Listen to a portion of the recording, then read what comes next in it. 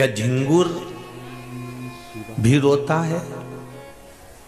क्या कोई कीड़ा जब दुख पड़ता है उस पर तो वो रोता है?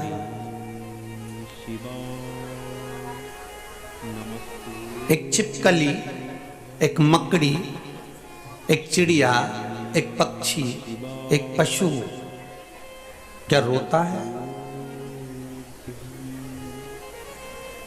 शिव महापुराण की कथा कहती है उस जीव को भी रोना आता है। जब दुख होता है तो वो भी रोता है। जितने आप जहां से भी आप लोग निकलते होगे, जाते होगे, आते होगे, आपको जितने भी वृक्ष खड़े मिलते होंगे, जो वृक्ष जगह जगह पर मिलते होंगे, क्या ये भी रोते हैं? क्यों नहीं रोते? 84 लाख योनियों में 20 लाख योनि तो वृक्ष की है।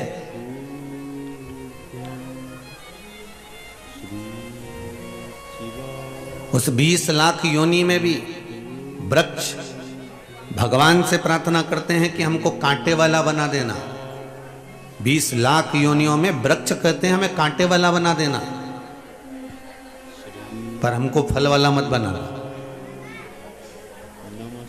क्यों? अगर फल वाला वृक्ष बनाओगे तो लोग हमको पत्थर मारेंगे, नोचेंगे, तोड़ेंगे, चढ़ेंगे, खींचेंगे, मारेंगे, इसलिए हमको फल वाला मत बनाना।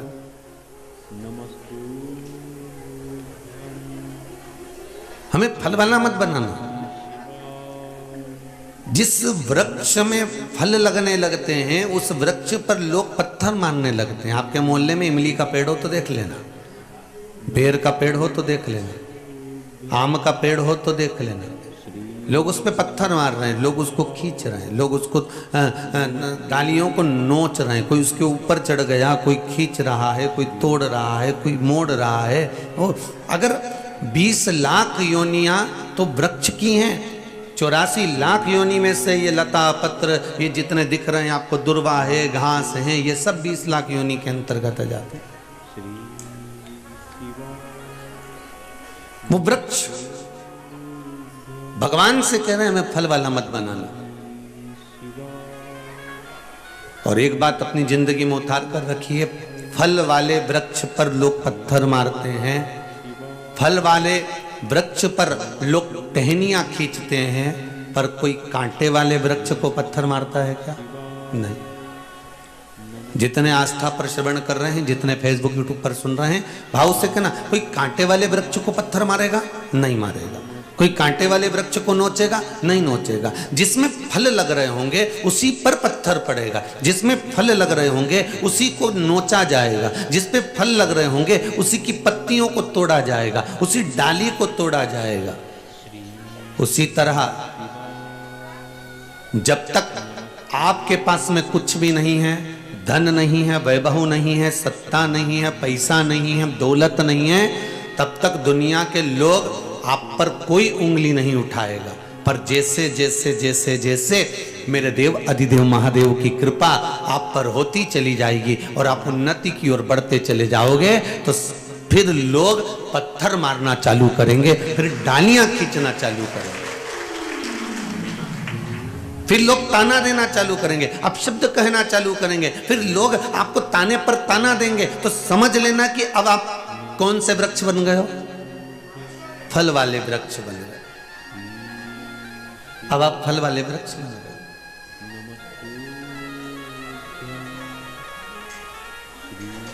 अब आप कांटे वाले नहीं रहे हो। जब भगवान हाथ पकड़ लेता है और अपनी ओर अग्रण्य कर देता है, वैभव की ओर, सत्ता की ओर, धन की ओर, निरोगता की ओर, तो दुनिया के लोग फिर पत्थर मारना प्रारंभ कर देते हैं। एक सुंदर पत्र है, किसी ने भेजा है, जितने पढ़े हैं ये हैं, जो नहीं पढ़े हैं वो ये हैं। पढ़ेंगे जब वो भी वर्णन करेंगे। वो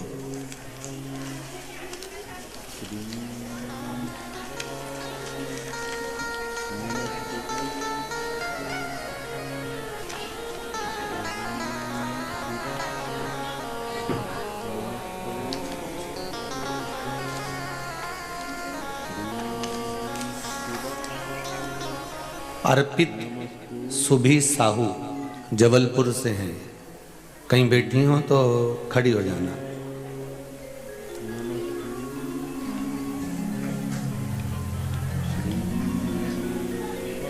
आप ही हैं बेटा? आपने लिखा है, माइक पहुंच सकता है क्या? दे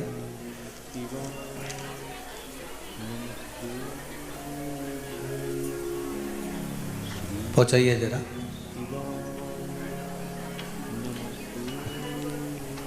एक दूसरे को देते जाओ, बढ़ाते जाओ, पहुंच जाएगा। इसमें बेटा आपने लिखा है 5 अप्रैल 2021 से आपकी कथा सुन रही हूँ। जी गुरु। क्या बाबा ने कृपा करी बाबू? 5 अप्रैल 2021 को मैंने घर में एक कथा रखी। मेरी बुआ उस कथा में आई, उन्होंने आपके बारे में बताया। जो हमारे पास कुछ बचा हुआ था उससे मैंने कथा करवाई। उसके बाद उन्होंने बोला कि प्रदीप मिश्रा जी को एक बार सुनो, पशुपति का व्रत करो। मैंने जिस दिन से व्रत किया है मेरा खुद का ट्रांसपोर्ट चालू हो गया, डुप्लेक्स घर बन गया और अभी खुद की कार वाहन सब कुछ हो गया महाराज। बाबा की कृपा, बहुत बहुत बाबा की ऐसी कृपा बनी रहे। आपने इसमें लिखा है बहुत तकलीफ में थी, सब कुछ चला गया था, किराया देने की भी गुंजाइश नहीं थी हमारी। आज डुप्लेक्स घर बनवा दिया आपने 1200 स्क्वायर फीट में। पूजा तो सब करते हैं, आपने मुझे पूजा का ढंग सिखा दिया गुरुदेव। बाबा की कृपा विराज जी, बहुत बहुत साधुवाद। बाबा ऐसी ही कृपा आप पर बना। यहाँ तक गुरु जी हमारी फैमिली ने हमको छोड़ दिया था। धन जब चले जाता है ना बाबू, तो सबसे पहले परिवार ही भगता है। वो कहते हैं नाव डूबती है तो चूहे भाग जाते और हैं। आज सारे रिश्तेदार, सारी फैमिली हम लोग को बुलाती हैं, सब पूछने लगे हैं। अब आप इस सम्मान मिलने लगा ना, बस यही शंभू है, यही शंकर। सब आपके आशीर्वाद से। बाबा की कृपा। शंभू श्री शिवाय। श्री शिवाय नमस्ते। बैठिए बाबू, बैठिए। शिव की कृपा है, शिव ओघड़दानी है। आप अगर विश्वास रखे हो शंकर के प्रति, अगर आपका भाव निर्मल है और दिल से आप अगर शंकर को रिझा रहे हो, तो उसके मिलन में देरी नहीं हो सकती।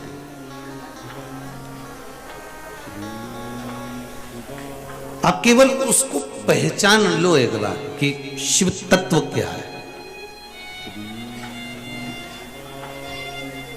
शिव तत्व को जानने की अगर एक ललकता, दुनिया फिर वही कल वाली बात है महाराज कि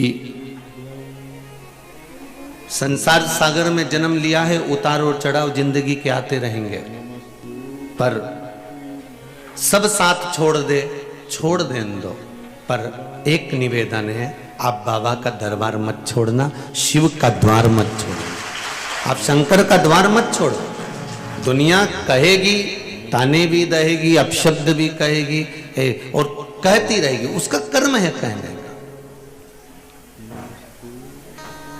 एक पत्र में किसी ने लिखा है,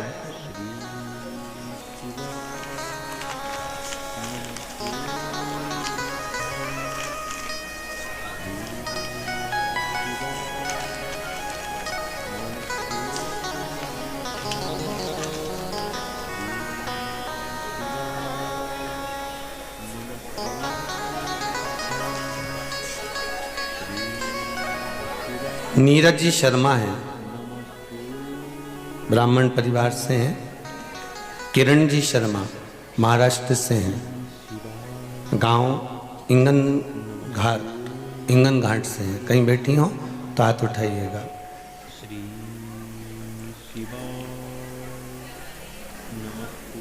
आप ही हैं? माइक दीजिए जरा।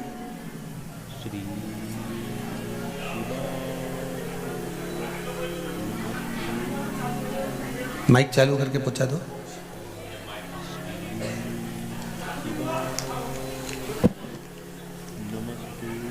श्री शिवाय, श्री शिवाय। आपने बहन लिखा है, गुरुजी मैं किरण शर्मा जी हाँ। महाराष्ट्र से आई हूँ। जी हाँ। इंदौर अपने भाई के यहाँ आई थी। जी हाँ। परिवार सहित क्या हो गया था? मेरे भाई शांत हो गया था पर मैं 2 कदम भी नहीं चल सकती थी। जी। भोलेनाथ की ऐसी कृपा हुई कि मैं गंगा सागर होके आई हूँ अभी। बाबा की कृपा। अचानक मेरी बहू के क्या हो गया था? बहू को पैरों में तकलीफ है मेरे। नहीं, आपका इसमें लिखा है बहू को भी कुछ तकलीफ हो गई थी। किसको? बहू को। मेरी बहू को एकाएक डॉक्टर ने बोला कि हार्ट में प्रॉब्लम है। पर जब से मैंने भगवान का ध्यान किया और प्रार्थना की तो भगवान की कृपा से वो सब प्रॉब्लम अपने आप सॉल्व हो गया। हो गया? ऑपरेशन जी तो नहीं हो रहा ना? नहीं हुआ। बस ठीक है। आपने लिखा है इसमें ऑपरेशन का बोल दिया था डॉक्टर हाँ, ने। हाँ, हाँ। तो अब ठीक है ना? अब बिल्कुल ठीक है। बस बाप बैठिए बैठिए। श्री शिवाय नमस्तुभ्यम। नमस्तुभ्यम। शिव उपासना करिए और शंकर की भक्ति। आपको कहीं नंदी और भृंगी शिव के गण भगवान शंकर से पूछ रहे हैं कि हमें क्या करना, हमारे लिए आज्ञा क्या है। ये शिव के गण भगवान शंकर से पूछ रहे हैं। भगवान शिव ने कहा तुम्हारा एक ही काम है। थोड़ी चोंगे जैसी आवाज आ रही है बाबू। भगवान शिव के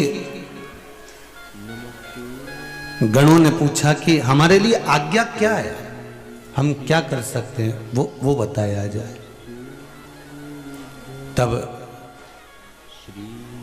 भगवान शंकर ने कहा तुम्हारा एक ही काम है, तुम्हारे लिए केवल एक ही क्रम है कि मृत्यु लोक में चाहे जलचर हो, चाहे थलचर हो, चाहे वायुचर हो, चाहे मृत्यु लोक में रहने वाला छोटे से छोटा जीव क्यों ना हो,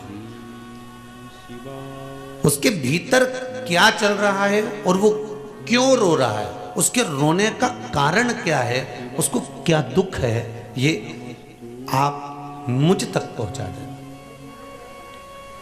शंकर के जितने गणों का दर्शन आप इस पीछे फोटो में कर रहे हो, फ्लेक्स में कर रहे हो, बैनर में कर रहे हो, या जितने भी शिव जी की शादी में शंकर भगवान के गणों का दर्शन करते हो, ये गण जितने 33 कोटि देवता हैं उससे थोड़े बहुत कम भगवान शंकर के गण हैं।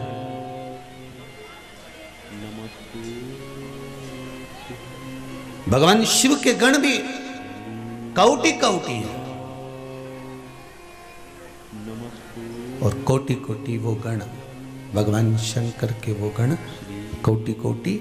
ये सब पर चाहे वो पशु हो, पक्षी हो, जलचर हो, थलचर हो, वायुचर हो, जितने भी जीव जहाँ विराजमान होते हैं उन जीवों के रोने की दशा क्यों रो रहे हैं, क्या कारण है, उनको तकलीफ क्या है, उनको दुख क्या है, उसका कारण ये जो गण है ये जान जाते हैं और जानकर देव अधिदेव महादेव से जाकर, देव अधिदेव महादेव से जाकर बोल देते हैं, भगवान शिव से जाकर कह देते हैं।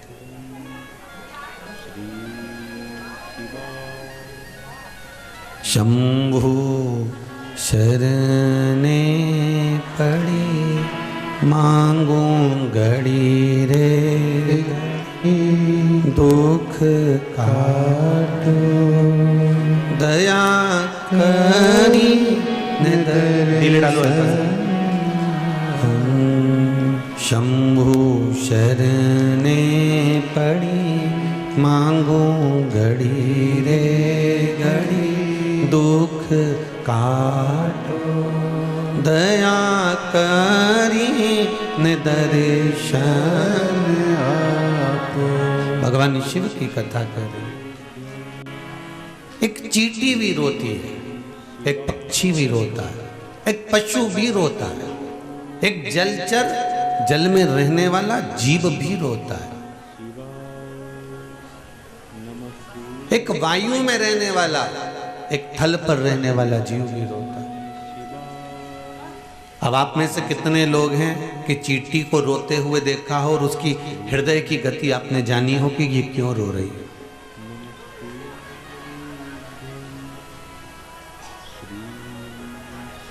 चींटी को घबराहट होती कि नहीं होती? जैसे तुमको घबराहट हो जाती है एकदम, कहीं भीड़ में गए या कोई एकदम तुम्हारे ऊपर आया, कोई चीज पत्थर तुम्हारे ऊपर एकदम आया तो घबराओ कि नहीं घबराओ?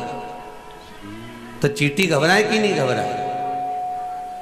जब तुम्हें घबराहट होती है तो चींटी को भी होती होगी, तुम देखना उसको जरा सा तुम टच कर लेना, बस वो घबराई और बात घबराहट हुई कि नहीं हुई, उसको भी घबराहट हुई, उसको भी घबराहट आई कि नहीं, चींटी को भी घबराहट हो रही है। चींटे को पकड़ना चाहोगे तो चींटे को भी घबराहट हो रही है।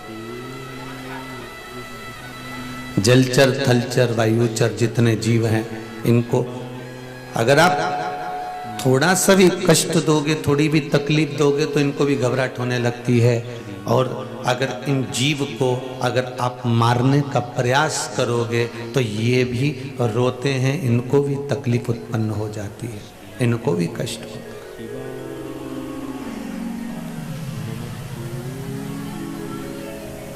इस संसार सागर में आने के बाद कोई ऐसा नहीं जिसको कष्ट नहीं।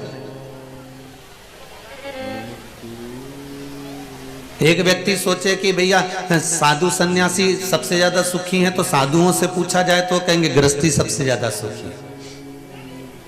गृहस्थी से कहा जाए कि तुम कैसे सुखी, तो क्या हमसे ज्यादा तो पैसे वाला सुखी है। पैसे वाले से कहा जाए तुम सुखी हो, तो क्या हमसे ज्यादा तो भैया वो बड़ी बड़ी पार्टी लोग सबसे ज्यादा सुखी है। बड़े बड़े पार्टी वालों से पूछा जाए तुम सुखी हो, तो क्या भैया हमसे तो अच्छा वो गरीबड़ा भैया कई मतलब करनी, अपन तो कमाओ कमाओ कमाओ और मालूम पड़े सारा टैक्स में भरते जाओ, और वो गरीब बड़ा अच्छा 2 रुपया किलो में गेहूं मिल गया, खाया पिया चक तो अच्छा, कहा मतलब का।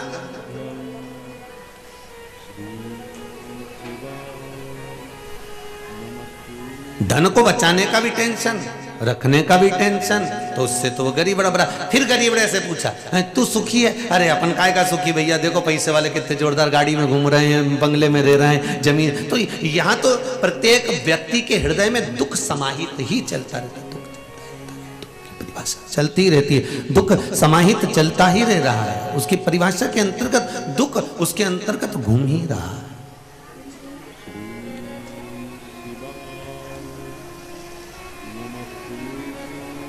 महाराज, हम तेरी दुनिया में आकर खो गए, कर ना पाए हरि भजन और सो गए, कर ना पाए हरि भजन और सो गए। भगवान की कथा कर रही है, स्मरण कर रहा है, संकीर्तन कर रहा है, नाम जाप मंत्र जाप कर रहा है कि आपकी भक्ति। अब वृक्ष रो रहे हैं, पशु पक्षी रो रहे हैं, जलचर थलचर रो रहे हैं, तो इनके रोने की खबर, इनके दुख की खबर, इनको क्या कष्ट है उसकी खबर, इनको क्या तकलीफ है उसकी खबर भगवान तक कौन भेजता है? वो भेजने वाला कोई दूसरा नहीं होता। शंकर भगवान से गणों ने पूछा कि हमारा कार्य क्या है, तो शंकर जी ने कहा तुम्हारा कार्य एक ही है कि मृत्यु लोक में जलचर थलचर वायुचर जितने जीव हैं, इनको क्या कष्ट है, उनके कष्ट की दशा तुम्हें हमें बताना।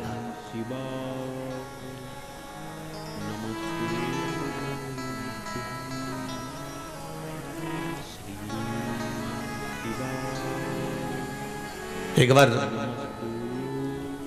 भृगु ऋषि तीनों देवताओं की परीक्षा करने के लिए चले, ब्रह्मा विष्णु और महेश की। अब भृगु ऋषि जब परीक्षा करने के लिए चले तीनों देवताओं की, तो सबसे पहले भृगु बाबा पहुंचे ब्रह्मदेव के पास में, और ब्रह्मा जी के पास में जाकर उन्होंने जो देखा, और ब्रह्मा जी के पास में जैसे ही पहुंचे तो ब्रह्मा जी तो अपने नेत्र बंद करके भगवान की भक्ति में लगे हुए थे, और जैसे ही भृगु बाबा आए तो ब्रह्मा जी उठ के खड़े नहीं हुए, उन्हें आदर नहीं करा, सम्मान नहीं करा, तो इनको क्रोध आ गया और इन्होंने ब्रह्मा जी को थोड़ा सा श्रापित कर दिया। अब ये पहुंचे भगवान शंकर के यहाँ, शिव जी के यहाँ जैसे पहुंचे तो भगवान शंकर के गण नंदी दरवाजे पर खड़े थे, इनको अंदर प्रवेश नहीं दिया। अब जब ये अंदर प्रवेश नहीं करे, अंदर की ओर जाने नहीं दिया, भृगु बाबा ने कहा मैं महादेव से मिलना है, देवादिदेव महादेव से हमें बात करना है, शंकर से हमें मिलना है, पर इनको अंदर जाने ही नहीं देते, इनको प्रवेश ही नहीं देते। जब प्रवेश नहीं दिया तो भृगु बाबा को क्रोध आ गया और भृगु ऋषि ने कहा, नंदी तूने मुझे रोका है दरवाजे पर, तूने मुझे रोका है दरवाजे पर, मैं तुझे श्रापित करता हूं कि तू दरवाजे पर ही रहेगा।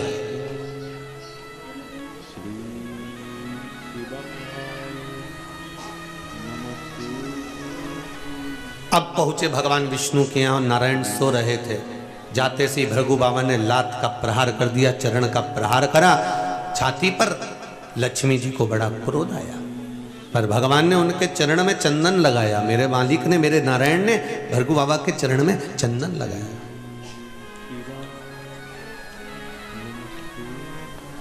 भृगु ऋषि के चरणारविंद में चंदन। तो माता लक्ष्मी ने पूछा, प्रभु चोट तुम्हें लगी है तो तुम्हारी छाती पर चंदन लगाना चाहिए, तो आप भृगु ऋषि के चरण पे चंदन लगा रहे हो। भगवान कहने लगे, भृगु बाबा के चरण बड़े कोमल कोमल हैं, मेरा शरीर पे मारा चल गया पर इनके चरण में चोट नहीं लगना चाहिए, इसलिए इनके चरण में मैं चंदन लगा रहा हूं, इनके चरणों में मैं चंदन लगा रहा हूं। अब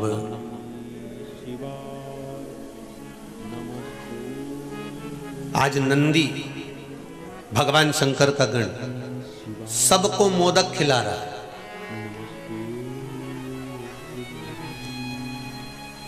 अगर आपको कोई श्राप दे दे, आपको कोई गाली दे दे, आपको कोई अपशब्द कह दे, तो आप में से कितने लोग हैं जो दुनिया के लोगों को लड्डू खिलाएंगे, मिठाई खिलाएंगे? नहीं साहब, तुम्हें तो रसगुल्ला खाना ही पड़ेगा। आज मेरे रिश्तेदार ने मेरे को गाली दी है। नहीं साहब, तुम्हें तो खाना ही पड़ेगा।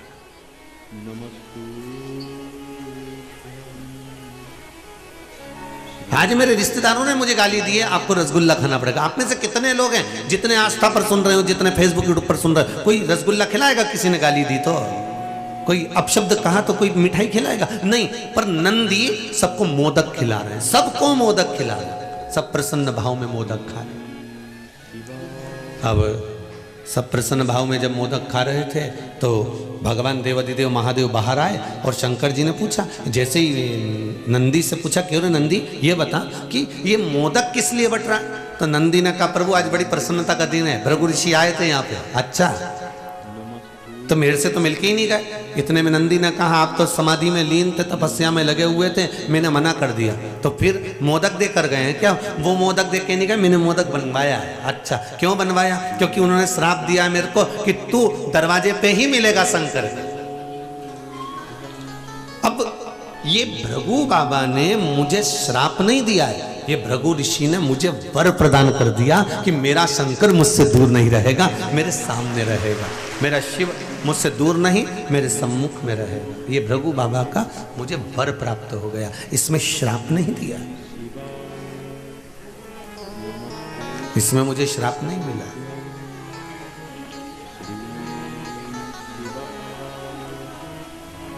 मुझे वर प्रताप, मुझे वर प्राप्त किया है, मुझे वर प्रदान किया है कि आप शिव के सम्मुख में रहो, भगवान शंकर के साथ। और फिर निवेदन है, अगर आप शंकर के दरवाजे जा रहे हो, शिव की उपासना में जा रहे हो, शिव के द्वार जा रहे हो, शंकर के भजन में जा रहे हो, 12 ज्योतिर्लिंग के दर्शन करने के लिए जा रहे हो, शिव मंदिर में जा रहे हो, तो भगवान से कहना कि बड़ी कृपा है आपकी जो आप मुझे यहाँ भेज रहे हो, बड़ी कृपा। तेरी कृपा बिना नहीं ले एक भी अणु, लेते हैं श्वास तेरी कृपा से तनु तनु। हे गंगाधार मुक्ति द्वार ओमकार तू, बोले ओंकार तू, आयो शरण तिहार भोले हार तार तू। भगवान शिव की कथा कर रही हो, गणदानी शंकर का चरित्र कर रहा है, देवादिदेव महादेव का चरित्र कर रहा है। उसकी अगर कृपा है और आप शिव मंदिर तक जा रहे हो, शंकर के भजन तक जा रहे हो, तो उसमें शिव की कृपा जाना।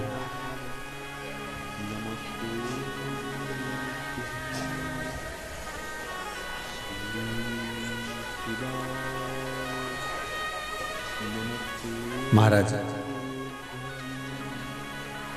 शिव कथा कह रहे हैं।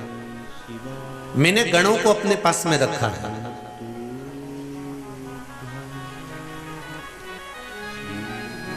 ये गण जो मेरे पास में रह रहे हैं, इनको मैंने एक काम दिया है, आपके मन की दशा को मुझ तक पहुंचाना। आपके मन में क्या चल रहा है, आपके भीतर क्या चल रहा है, आपके मन की दशा क्या है, आप क्यों दुखी हो, उस दुख का जो कारण होता है, भगवान शंकर के गण दिखते नहीं है, भगवान शिव के गण कभी नजर नहीं आएंगे आपको, पर भगवान शंकर के गण आपके बीच में, आपके सम्मुख में होते हैं।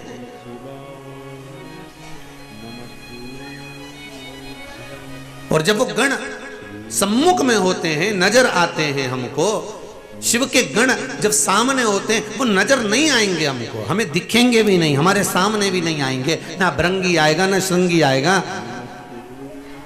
ना नंदीश्वर आएंगे,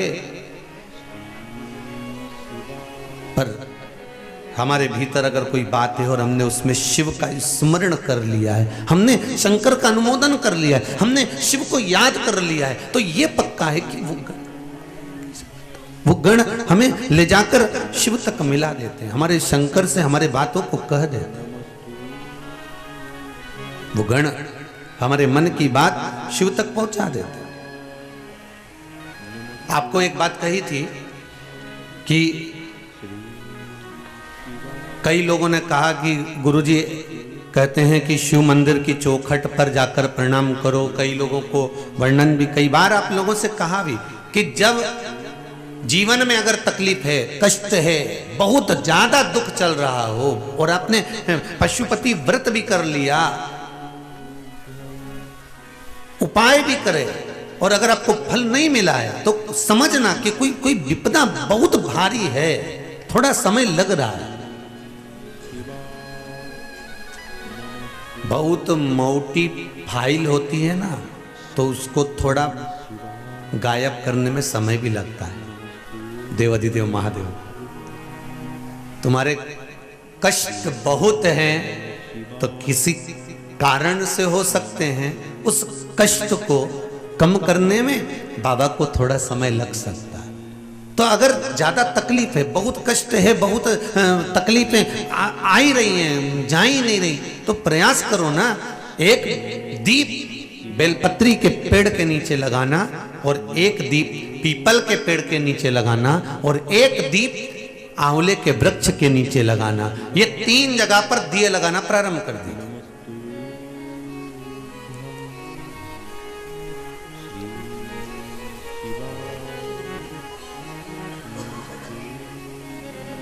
और तीनों जगह दीप लगाते समय भाव प्रकट करते रहिए। श्री शिवाय नमस्तुभ्यं, श्री शिवाय नमस्तुभ्यं, श्री शिवाय नमस्तुभ्यं। भाव प्रकट कर दो। वहां जब दीप लगाओ तो अपने मन की कामना कर कर बेलपत्री के वृक्ष के, और शुरुआत कहां से करना है? बेलपत्री के वृक्ष से शुरुआत करना।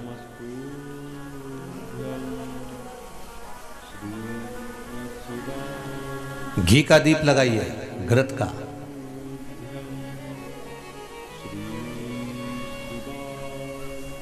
और घी का दीप लगाकर बेलपत्री के वृक्ष की छांव में बैठकर, बेलपत्री के वृक्ष की छाया। अच्छा, कई लोग कोई उपाय जब बताया जाता है तो इतने इतने समझदार लोग हैं कि जो गमले में बेलपत्री का पेड़ है ना, उसमें उपाय करते हैं।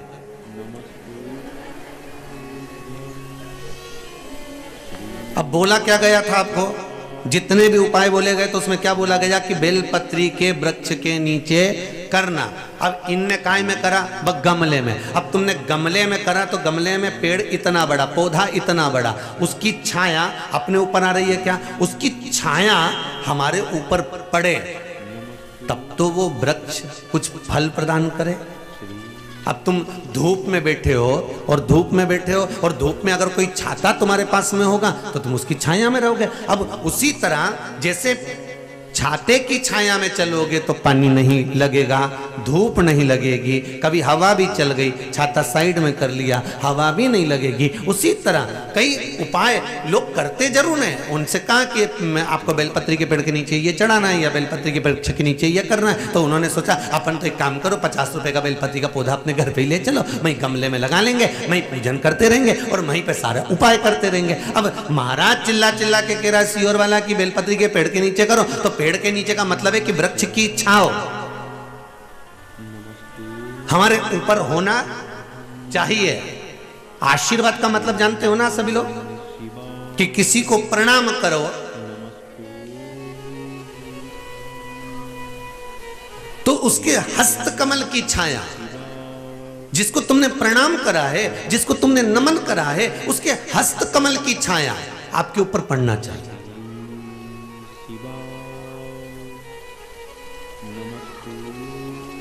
हस्त कमल की छाया पड़ना या दृष्टि पड़ना, इन दोनों में ज्योतिषाचार्यों से किसी से पूछा जाए, हम ज्योतिषाचार्य नहीं है, पर किसी ज्योतिषाचार्य से जाकर पूछा जाए कि जब कोई प्रणाम करता है, जब कोई नमन करता है, तो हाथ की छाया या हस्त कमल या दृष्टि क्यों डाली जाती है, उसका कारण क्या है? तो वो कहेंगे इन उंगलियों में शंख और चक्र हैं।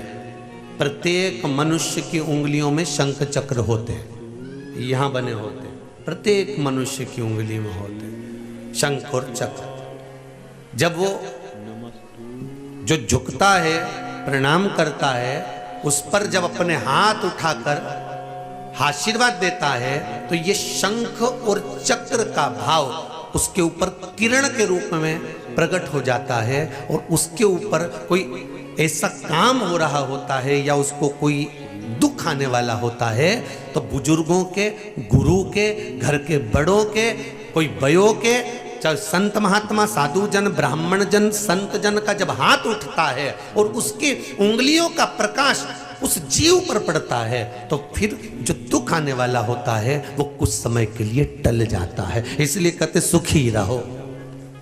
कोई माता पिता अगर आशीर्वाद देंगे तो आशीर्वाद हाथ उठा कर कहेंगे बेटा खुश रहो, बेटा आनंद में रहो, सुखी रहो। गुरुजी के पास जाओगे तो गुरुजी एक धप्प मार कर कहेंगे जा जा चल जा आनंद से रहे, आशीर्वाद दे दिया। तो ये जो आशीर्वाद है, ये उंगलियों से निकलने वाला जो शंख और चक्र प्रत्येक मनुष्य की उंगली में होता है, भगवान ने दिया इसलिए है कि आप उससे किसी ना किसी को वर प्रदान करते रहें, आप किसी का कल्याण करते रहें। उसी तरह दृष्टि है, आशीर्वाद हाथ उठाकर भी दिया जाता है, नेत्र दृष्टि से भी दिया जाता है। दृष्टि से कोई भजन करने वाला, पूजन करने वाला, अर्चना करने वाला, सेवा करने वाला, भगवत स्मरण करने वाला, कोई संत, कोई साधु, कोई सन्यासी, कोई ब्राह्मण, कोई भगवान की भक्ति में डूबने वाला, कोई भजन करने वाला, कोई जीव है भगवान की भक्ति में, कोई गुरुजी लगे हुए हैं, भजन में कोई गुरुजी लगे हैं, उनसे हमें ये नहीं कहना है कि आप आशीर्वाद दो साहब, हमें तो केवल उनके सामने जाकर खड़े हो जाना है और उनकी दृष्टि हम पर पड़ गई और इतने में हमारा कल्याण हो गया। मात्र दृष्टि से भी वर की प्राप्ति हो। किसी साधु जन की, किसी गुरु जन की, किसी महात्मा, किसी संत, किसी जोगी, कोई सन्यासी, कोई तपस्वी, कोई ब्राह्मण जन की मात्र दृष्टि भी पड़ गई तो सुखी हो गया। जैसे बच्चा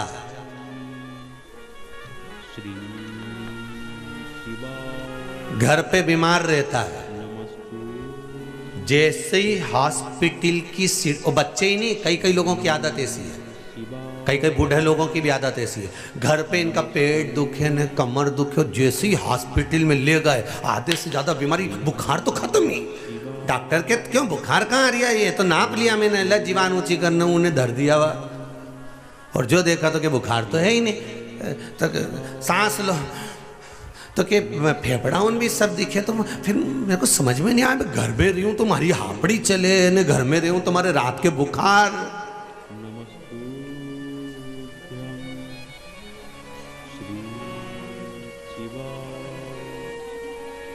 पर डॉक्टर साहब मेरे को तो लगता है कि आपका हाथ लगते से ही ठीक हो जाओ। अब डॉक्टर को कौन बताए कि ये डॉक्टर के पास जाके क्यों ठीक हो, क्योंकि पहले के बच्चे जो पैदा होते थे वो दादी और नानी के घर में पैदा होते थे, तो इनका जो नानी के घर पैदा होता था उसका प्रेम नानी से ज्यादा होता था, जो दादी के घर पैदा होता था वो दादी के प्रेम ज्यादा होता था, जो बच्चे हॉस्पिटल में पैदा होते हैं इनका डॉक्टर सिस्टर से प्रेम ज्यादा होता है। तो जब तक ये साल भर में 6 महीने में 3 महीने में एक आध बार हॉस्पिटल नहीं जाए, मौसी से नहीं मिल के आए और मामा से नहीं मिल के आए नहीं, तब तक इनका भले ये बस 500 रुपए इनके लगे और ये ठीक हुआ। क्योंकि ये मौसी और मामा को याद करे कि इनके घर में तो जाना पड़ेगा क्योंकि यहाँ पैदा हुआ हूं।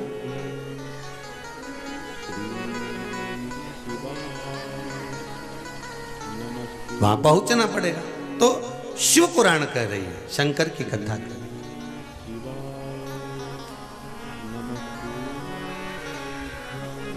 है। दुख आया रहे महाराज,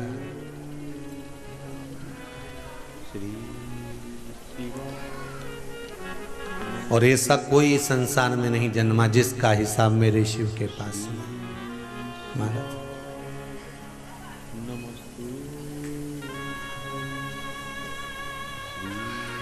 जितना जिसके भाग्य में होता,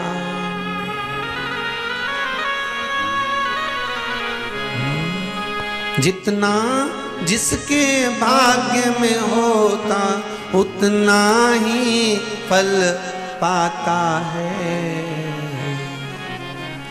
मेरे भोले के दरबार में सबका खाता है। मेरे भोले के दरबार में सबका खाता है। शिव लहरी के दरबार में सबका खाता है। शिव लहरी के दरबार में सबका खाता है। जितना जिसके भाग्य में होता हो, जितना जिसके भाग्य में होता उतना ही वो पाता है। मेरे भोले के दरबार में सबका खाता है। भोले बाबा के दरबार में सबका खाता है।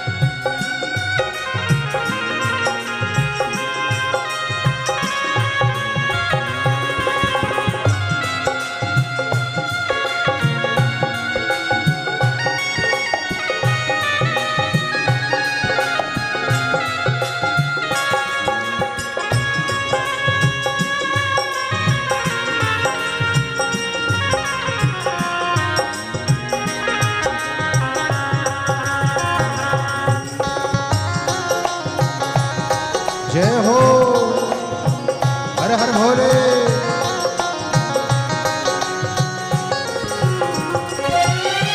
चाहे अमीर हो चाहे गरीब हो उनको एक समान। चाहे अमीर हो चाहे गरीब हो उनको एक समान। ओ चाहे अमीर हो चाहे गरीब हो उनको एक समान। चाहे अमीर हो चाहे गरीब हो उनको एक समान। सबकी बिगड़ी वही बनाए, सबकी बिगड़ी वही बनाए हम सबके भगवान। भोले मेरे सोने के दरबार में सबका खाता है। मेरे भोले के दरबार में सबका खाता है। जिसको जितना जी चाहे हो, जिसको जितना जी चाहे वो खूब लुटाता है। शिव लहरी भोले बाबा शिव लहरी के दरबार में सबका खाता है। शिव लहरी के दरबार में सबका खाता है।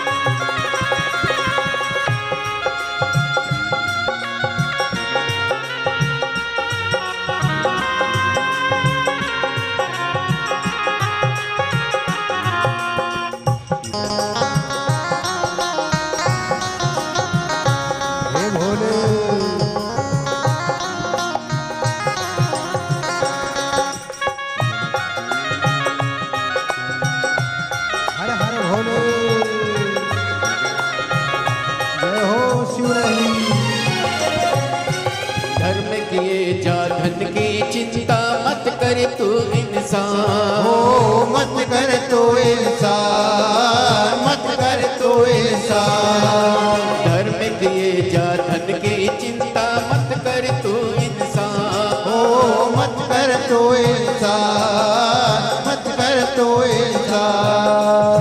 जैसा तेरा कर्म है वैसा हो, जैसा तेरा कर्म है वैसा फल देता भगवान। भोले के दरबार में सबका खाता है, शिवलहरी के दरबार में सबका खाता है। जितना जिसके भाग्य में होता हो, जितना जिसके भाग्य में होता उतना ही वो पाता है। शिवलहरी के दरबार में सबका खाता है, मेरे मालिक के दरबार में सबका खाता है। जय हो।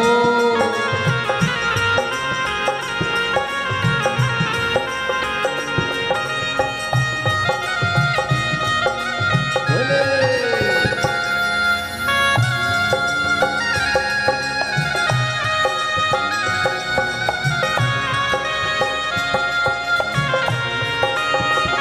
शंभो।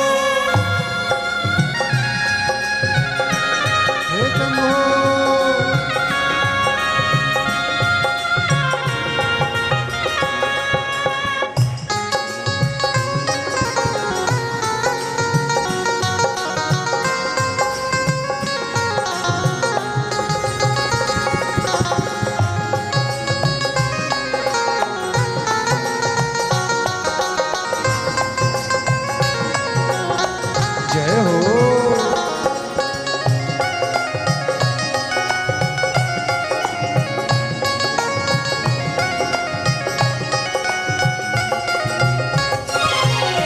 चेत समझ ले मानो तू है 2 दिन का मेहमान, हो 2 दिन का मेहमान, 2 दिन का मेहमान। चेत समझ ले मानो तू है 2 दिन का मेहमान, हो 2 दिन का मेहमान, तू है 2 दिन का मेहमान। कितने आकर चले गए हैं, कितने आके कितने आकर चले गए कोई जाने को तैयार। मेरे भोले के दरबार में सबका खाता है, शिवलहरी के दरबार में सबका खाता है। शिवलहरी के दरबार में सबका खाता है। शिवलहरी के दरबार में सबका खाता है। जितना जिसके भाग्य में होता हो, जितना जिसके भाग्य में होता उतना ही वो पाता है। शिवलहरी के दरबार में के दरबार में सबका खाता है।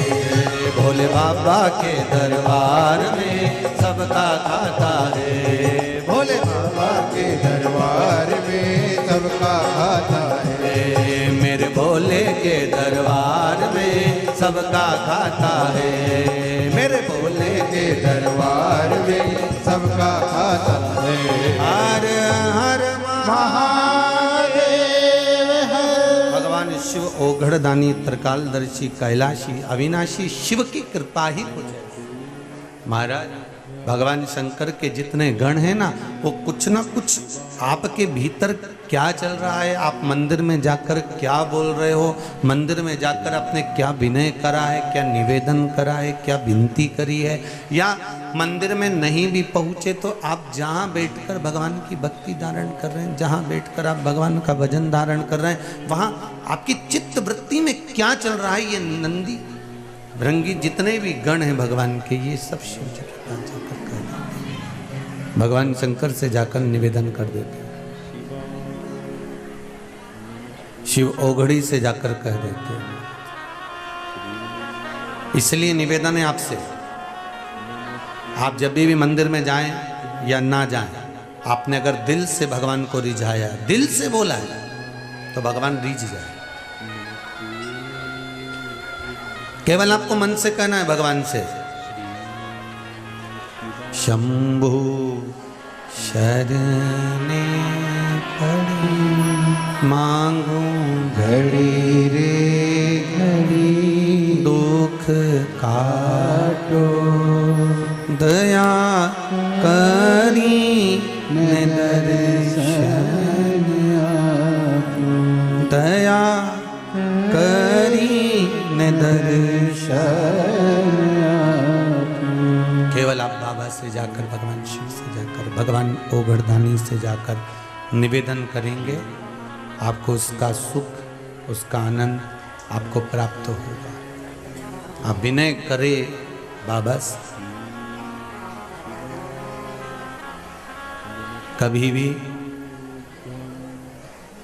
एक बात का स्मरण अपने भीतर रखना कि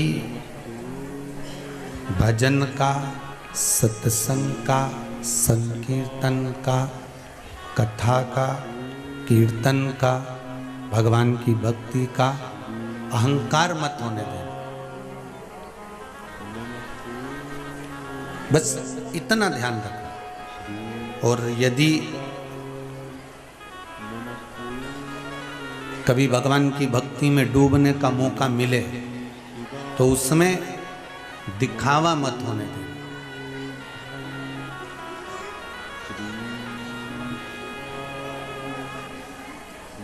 दिखावे की जरूरत नहीं है। जैसा आप कभी कई जगहों पर तो लोग दिखावे के चक्कर में कथा सत्संग आदि खोवे तो उसमें कुछ ज़्यादा बढ़ चढ़ कर दिखा देवे, पर कभी आप मौका मिले तो जो टीवी पर आप भगवान का स्वरूप देख रहे हो, या मंदिर बनते हुए देख रहे हो, या गौशाला देख रहे हो, या वृद्धाश्रम बनते हुए देख रहे हो,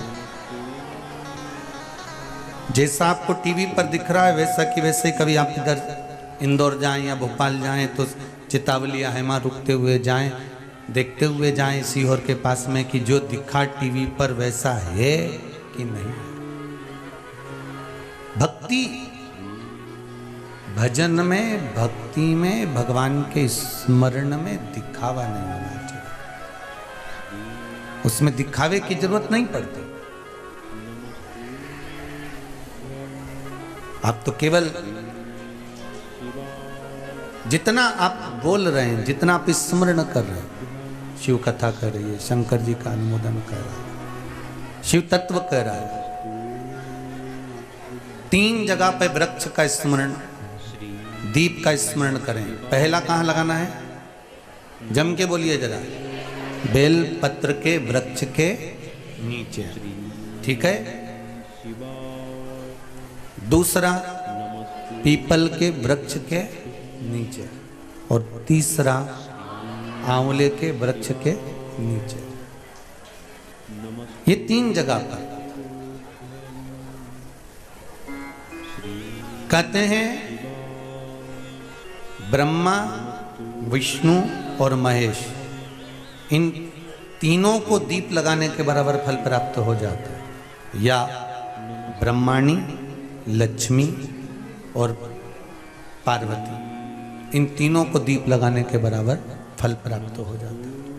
ये 3 जगह पर लगाया गया दीप, 3 जगह पर प्रकट करा गया दीप का फल प्राप्त हो जाता है। साउंड आज ठीक नहीं है बाबू, इसको सेट करिए जरा।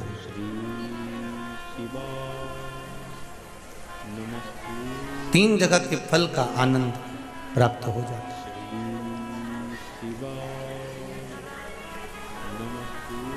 शिव महापुराण की कथा कर रही है, भगवान शंकर का पावन चरित्र वर्णन कर रहा है।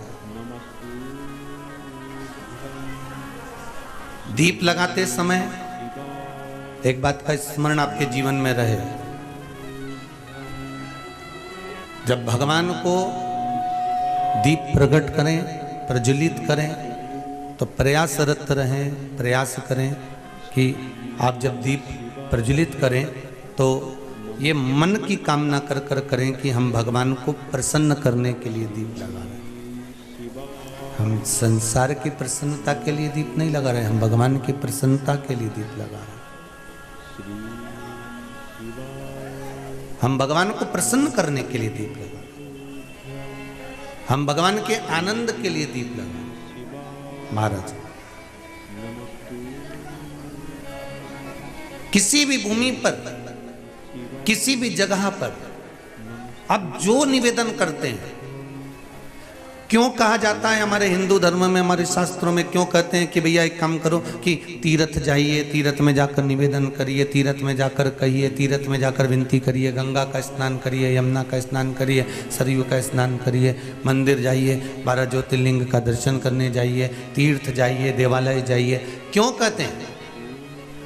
क्यों हमारे पुराणों में कहा गया, हमारे शास्त्रों में कहा गया कि यहाँ से जो आप अपने घर में पुण्य करते हैं उससे ज़्यादा पुण्य, जैसे आपने 1 रुपया दान करा, पुण्य करा, सत्कर्म करा, तीर्थ में जाकर आपने वही 1 रुपया करा तो वो 1000 गुना हो गया, और किसी गंगा नदी के तट पर, यमुना, सरयू आदि नदियों के तट पर जाकर हमने कोई पुण्य करा तो वो और लाख गुना हो गया। इसका महत्व क्या है? क्यों कहा जाता है? कारण क्या हो जाता है कि उसका महत्व बढ़ जाता है, उसका फल बढ़ जाता है, उसका सुख बढ़ जाता है। क्या कारण? महाराज, भगवान के जो गण हैं ये पूरे ब्रह्मांड में भ्रमण करते रहते हैं। भगवान के गण पूरे ब्रह्मांड में भ्रमण करते रहते हैं, पर जो तीर्थ वाली जगह होती है, जहाँ पर देवालय हो, पीपल का वृक्ष हो, आंवले का वृक्ष हो, बेलपत्री का वृक्ष हो, नदियाँ हो, तालाब हो, सरोवर हो, पुण्य क्षेत्र हो, पुण्यमय क्षेत्र, उस जगह पर ये गण सदा मौजूद रहते हैं। इनको जाना नहीं रहता, ये वहां से सूचना दूसरे गण को देते हैं और दूसरा गण जाकर भगवान तक वो सूचना पहुंचा देते हैं। भगवान तक वो सूचना पहुंच जाती। जैसे एक सुंदर कथा, महाबलेश्वर महादेव, महाराष्ट्र। आप लोगों में से कई लोग गए भी होंगे, और जितने लोग महाराष्ट्र के श्रवण कर रहे होंगे तो वो तो कई बार घूम कर आए होंगे। महाबलेश्वर, लोग उसको हिल स्टेशन भी मानते हैं, पर हिल स्टेशन से ज्यादा महाबलेश्वर में शंकर जी की मूलता है। एक ब्राह्मण कन्या थी जिसका नाम था सोमनी।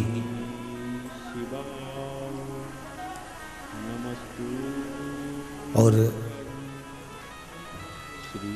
वो ब्राह्मण कन्या सोमनी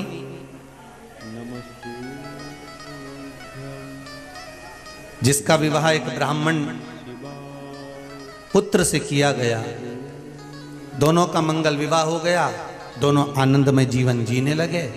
समय आया, ब्राह्मण कन्या का विवाह जिस ब्राह्मण से हुआ था, जब ब्राह्मण के विवाह के केवल 12 वर्ष ही निकले थे और वो ब्राह्मण मर गए।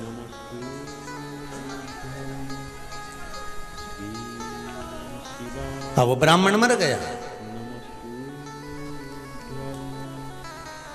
अब ब्राह्मण युवान अवस्था में आया, युवान अवस्था में आया और उसके प्राण चले गए। और ये कन्या भी, ब्राह्मण की जो बेटी थी सोमनी, ये सोमनी भी तरुणी अवस्था में आई, युवान अवस्था में आई और विधवा हो गई, वेदव्य हो गई।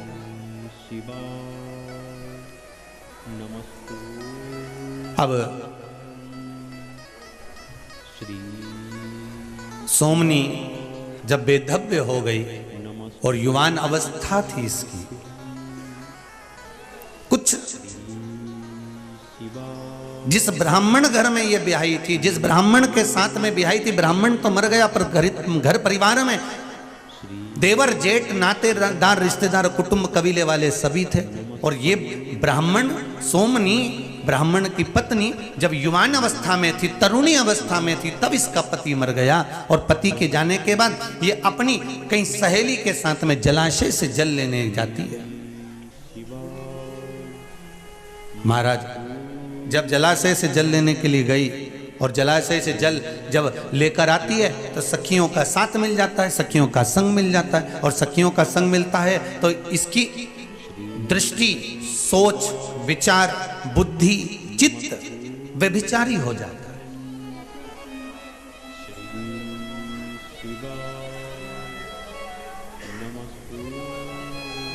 इसकी सोच बदल गई, इसकी विचार बदल गए, ये व्यभिचारिणी हो गई।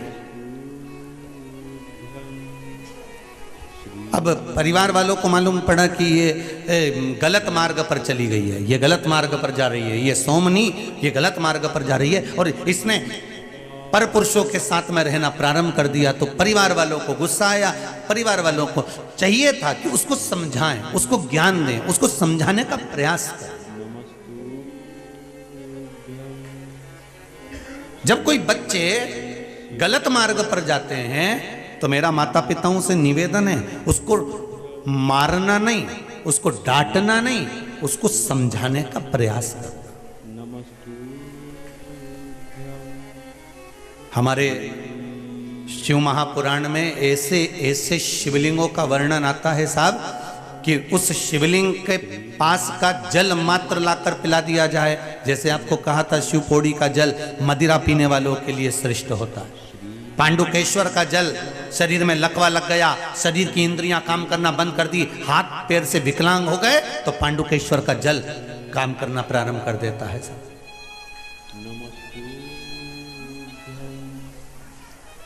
नेत्रों से दिखना कम हो जाए। पत्र है, एक पत्र है इसमें।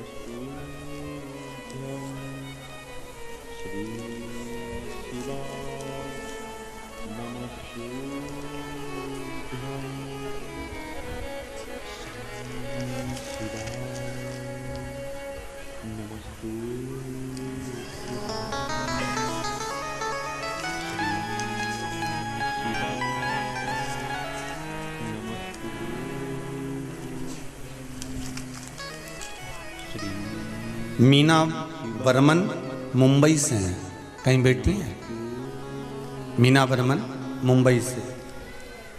मैं मुंबई से आई हूँ, अशोक सोनी की बहन हूँ। रुद्राक्ष महोत्सव में अपने बेटे को लेकर आई थी मुंबई से। उसकी आंखों में तकलीफ थी, रोशनी कम हो गई थी, आंखें लाल हो जाती थी और दिखना बंद हो जाता था। 7 साल हो गए थे ये सब दिखाते दिखाते डॉक्टरों को, पर रोशनी वापस नहीं आई थी। रुद्राक्ष महोत्सव से मैं गई और शहद वाला प्रयोग करा शिव महापुराण का। अब मेरे बेटे को दिखना चालू हो गया, उसकी नेत्र ज्योति वापस आ गई। ये पत्र में लिखा है उसने। शिव उपासना का फल क्या है?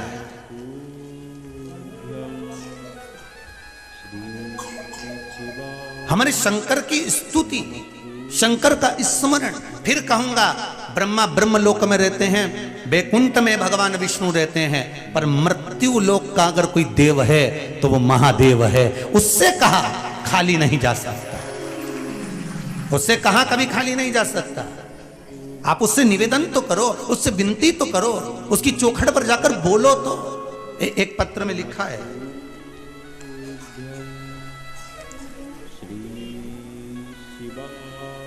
राजस्थान से श्री गंगानगर जिले से संजीव कुमार सोमारानी कहीं बैठे हो, पत्र भेजा है आपने।